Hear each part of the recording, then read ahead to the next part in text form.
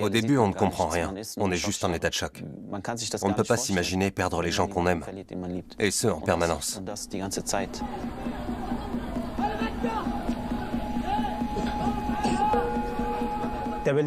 Ces dernières semaines, le Berlinois Abed Hassen est devenu la voix allemande de Gaza, pour ainsi dire. En visite chez des parents dans la bande de Gaza, il s'est soudain retrouvé en pleine zone de guerre où il est resté bloqué longtemps. Quand j'ai découvert son compte Instagram, il avait 4000 abonnés. Mais aujourd'hui, ses vidéos touchent des millions de personnes. À la mi-octobre, nous avons pu entrer en contact avec lui lorsque sa connexion le permettait. Il nous envoyait des vidéos par l'intermédiaire d'un ami et nous informait de ce qui se passait à Gaza. Salut, ça va? Abed n'est pas journaliste, mais comme il n'existe presque aucun reportage en allemand depuis cette zone de guerre, ses vidéos sur les réseaux sociaux sont devenues pour beaucoup l'unique fenêtre sur le quotidien des Gazaouis.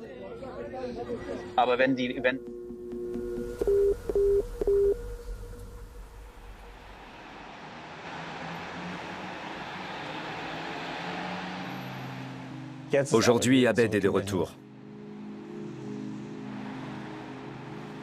Abed, ça fait maintenant 9 jours que tu es à Berlin. Est-ce que tu as déjà repris tes marques? Non, et je crois que je n'y arriverai plus jamais. Tout ce que j'ai vu ces dernières semaines va me marquer à vie. Et jamais je ne pourrai l'oublier. Il y a des moments où j'essaye de me concentrer sur des choses bien précises pour ne plus y penser. À mon retour, je suis allé directement au travail, par exemple.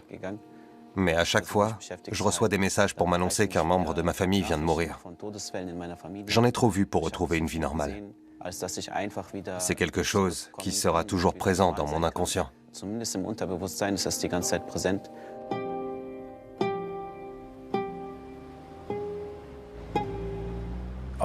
C'est grâce aux appels d'Abed du mois d'octobre, à ses posts et à ses images, que nous pouvons vous présenter ce témoignage.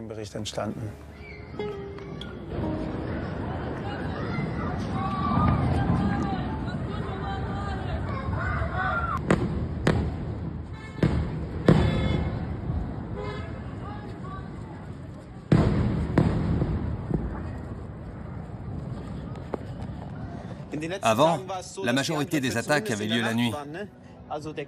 Mais depuis peu, il y en a même la journée. Ça ne s'arrête jamais. Là, encore un tir.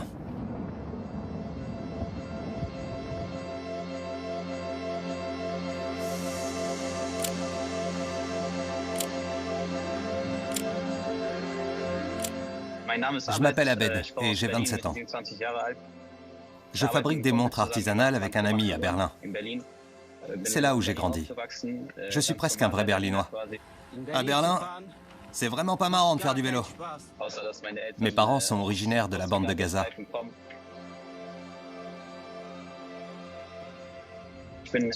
Je suis venu à Gaza pour voir ma famille.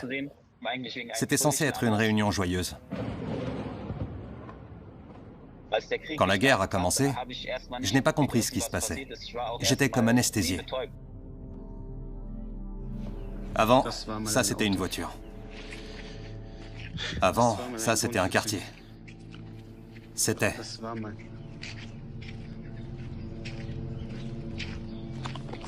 Autrefois.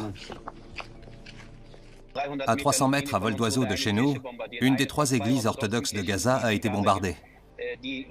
Elle était attenante à une mosquée.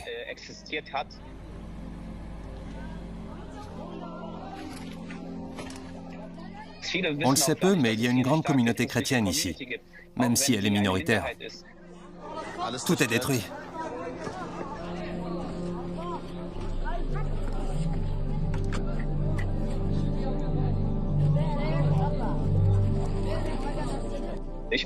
Je suis musulman et je prie 5 fois par jour. La première fois avant le lever du soleil. Chaque matin, après la prière, je regarde par la fenêtre pour constater les dégâts des bombardements. Après, en général, je vais acheter du pain. Enfin, je peux refaire du vélo. Il était temps.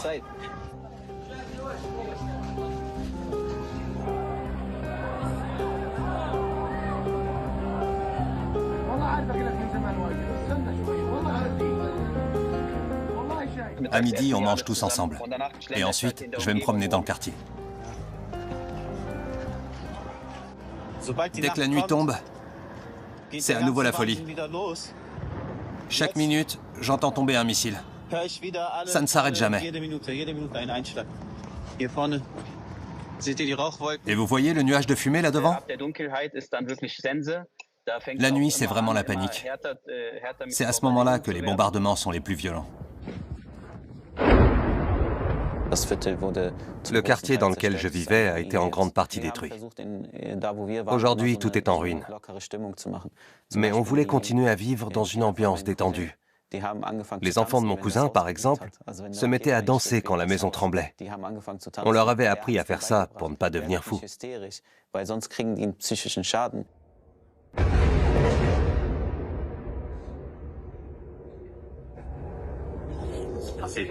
J'ai l'impression qu'il y a un tir chaque seconde. Il y a tellement de fumée que j'ai du mal à respirer. À chaque bombardement, c'est différent. Parfois, ça me fait sursauter. Et parfois, ça me terrorise. Mais malheureusement, je dois avouer qu'on s'y habitue.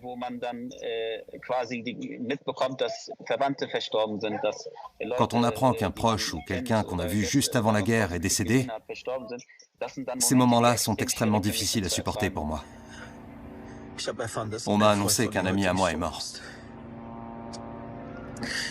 C'était un très bon ami. Quelqu'un qui m'a beaucoup appris sur la vie. Je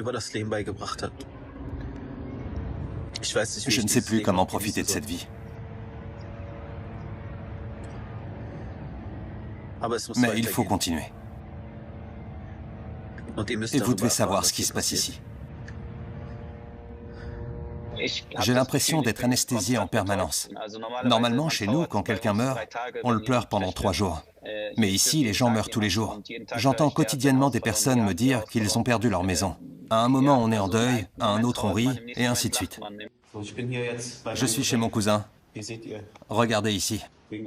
À cause d'une explosion qui s'est produite près de chez lui, toutes les fenêtres ont été brisées.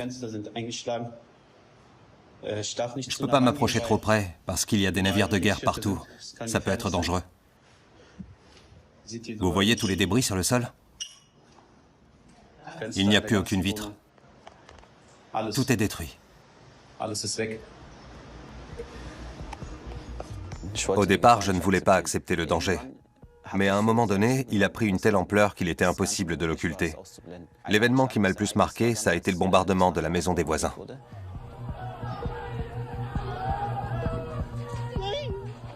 Après ça, ma vision des choses a fondamentalement changé.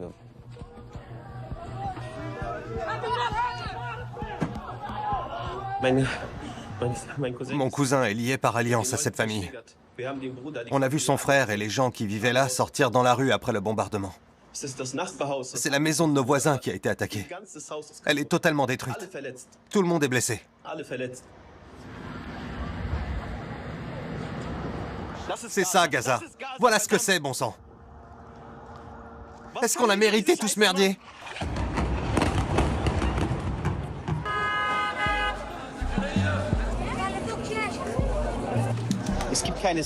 À Gaza, il n'y a aucun endroit sûr. Même l'hôpital central dans lequel on se trouve actuellement a déjà été attaqué. Les gens viennent quand même s'y réfugier parce qu'ils pensent être en lieu sûr. Voilà à quoi ressemble l'hôpital. Il est plein à craquer.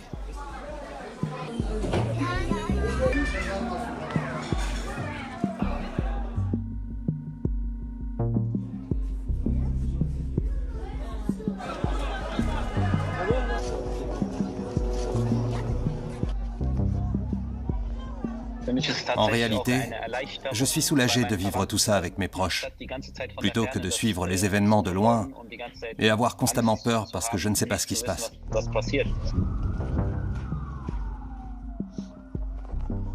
Au départ, j'avais prévu de passer 2 semaines de vacances ici avant de rentrer à Berlin. J'ai une vie là-bas. Et il faut bien que je travaille. Mais je ne peux pas y retourner. J'ai tout essayé. J'ai tenté de passer par l'ambassade d'Allemagne. J'ai entrepris des démarches. Ma famille aussi. Et même mon employeur.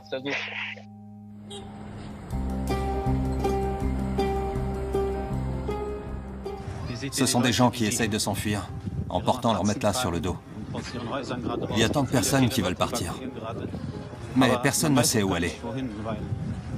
Aucun endroit n'est sûr à Gaza.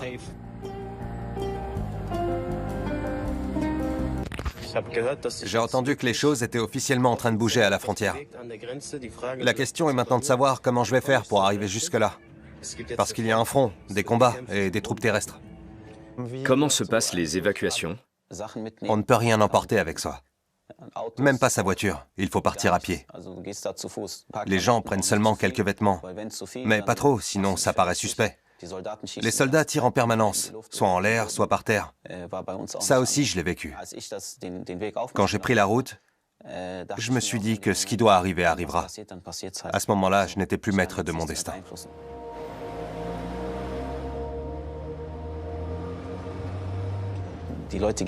Les gens partent de chez eux sans savoir s'ils reviendront un jour, s'ils retrouveront leur maison, s'ils récupéreront ce qu'ils ont mis des années à construire. Mais c'est comme ça. Ils s'en vont sans leurs affaires en se demandant comment leur vie va continuer. La mienne se poursuit en Allemagne, mais celle de mes proches...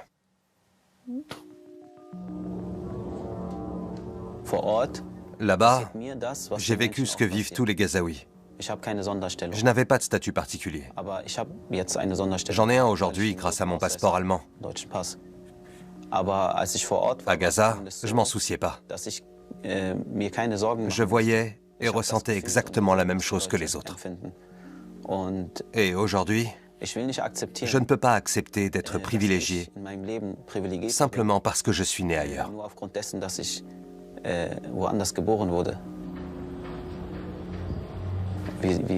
Nous sommes des êtres humains.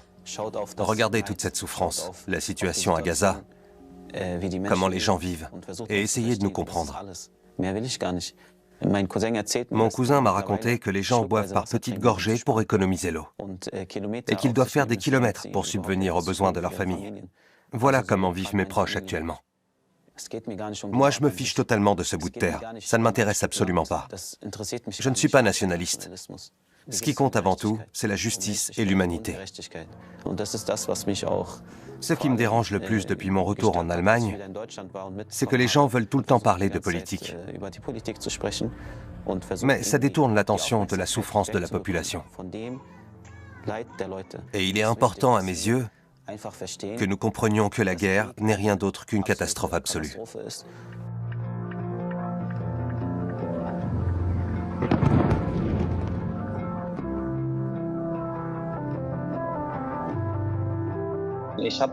J'en ai assez de parler de politique.